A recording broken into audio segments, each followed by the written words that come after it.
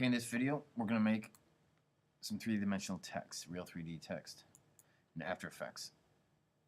Choose New Project, save the project. I'm saving mine to the desktop. Have it folder ready.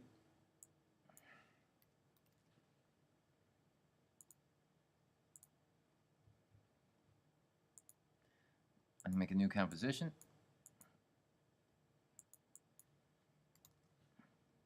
HDTV 1080, I'm going to leave it at that, 1920 by 1080p. 30 frames per second, 29.97. For resolution, while I'm working, I'm going to put it on quarter. I'm doing 4 seconds for this. I'm making a very short one here. I can double click here, bring in my prepared background images. I already have it sized. You can either size it before or in After Effects. It's a snow scene. I'm going to bring that right down here into my timeline. I'm going to right click on there. I'm going to rename this.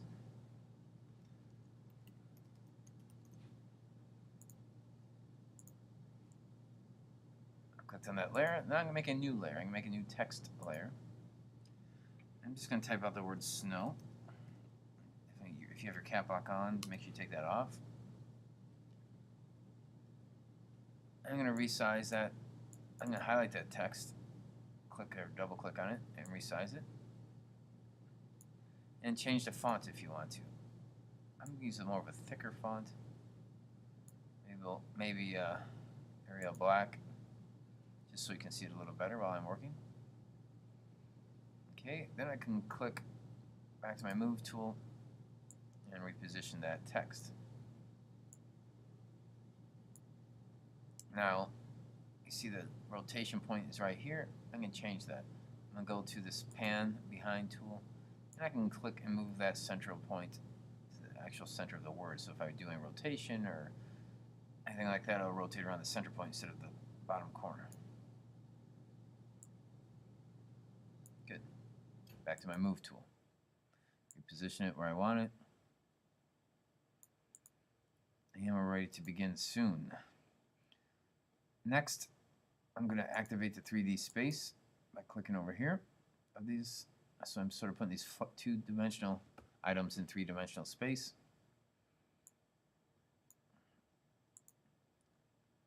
Next, I'm going to add a new light layer. I'll make this a spotlight. You can adjust all these things ahead of time or do it later. One thing I do want to adjust ahead of time is my cast shadows. Make sure that's accepted. And lower the darkness of that shadow if I want. I can always change these later underneath the light layer. Could rename this light if I want to. And change the color. I'm going to make this more of a golden yellow light tone. You can do whichever one you want. There we are. Now I see the light guidelines are always showing real large. If I change that, I can click out here on my composition panel, go to my view options, and I can say camera wireframe when selected. So those wireframes or guidelines will be on when it's selected. I want to make sure everything else is selected here. Looks good. There we go. Now when I click on or off that light, it'll change. Okay, now I can make a couple changes to my light if I want. I may feel that's too dark or too dull, it's too narrow. So I'm going to open up this light effect and go to my light options. I could raise the intensity. I could narrow the cone angle, raise it, raise my intensity a little bit. There we go. Could change the radius, fall off distance, the shadows. I can make it lighter or darker, all those things. Not too bad. I could also animate that light if I wanted to, move it around. I'm not going to at this point. One thing I may want to do is move that center point of that light. So maybe it's right in the center of my text. Or get it off-center if you want. Whichever you think would work best. I'll try it up here for now. Maybe change it later. Okay, next layer, I'm going to add a camera. I'm just going to use the default camera here. And I could use the camera to change my beginning point of view. I could also animate that camera so we view this by going into this image.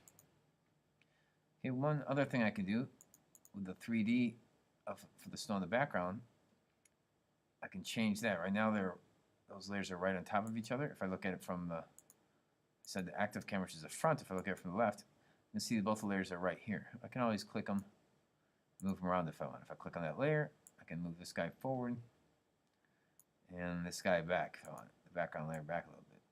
So that's entirely up to you. Whatever you want to do. I can also move the camera and the light around.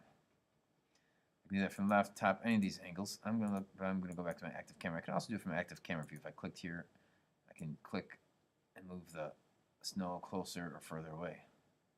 See how the light affects that. All right. Now I'm going to open up the snow text, and I'm going to look at my material options. With the lighting on, now we can change some of the material options. I'm going to let it accept cast shadows. I can increase the light transmission, so some of the lights from that is reflected. I can say accept shadows, accept lights. I can raise or lower the ambience of that text. Raise the spectral intensity, which makes it more of a light contrasty text. Can make it feel more metallic by lowering this or raising this a little bit. Those are all things you can adjust however you want.